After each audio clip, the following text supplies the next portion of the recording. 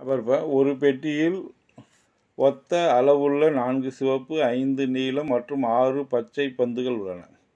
இரு பந்துகள் சமவாய்ப்பு முறையில் தேர்ந்தெடுக்கப்படுகின்றன. அதில் ஒன்று நீளமாகவும் அடுத்து பச்சையாகவும் இருக்க நிகழ்தகவு என்னன்னு கேட்டிருக்கான்.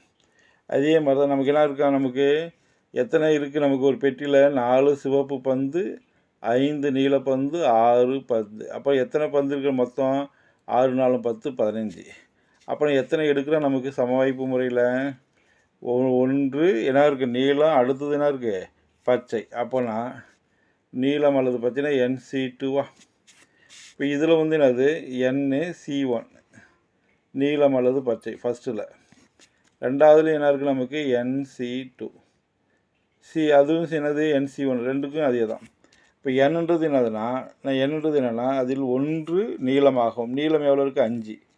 5ல் C1னா இன்ட்டு பை 1 ஃபேக்டோரியல் 5 அவ்வளோதான்.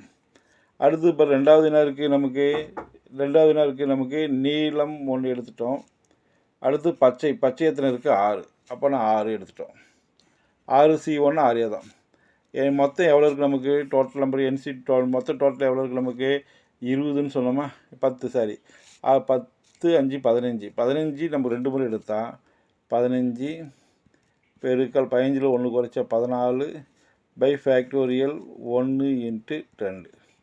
இந்த பை 2 வந்து இன்ட்டு 2 ஆகிடுமா. அப்போ நமக்கு என்ன ஆகிடுது 5 into 6 into 2 divided by 15 into 14 பாருங்கள் செகண்ட் ஆன்சர் இருக்குது. ஓகேவாப்பா, தேங்க்யூ.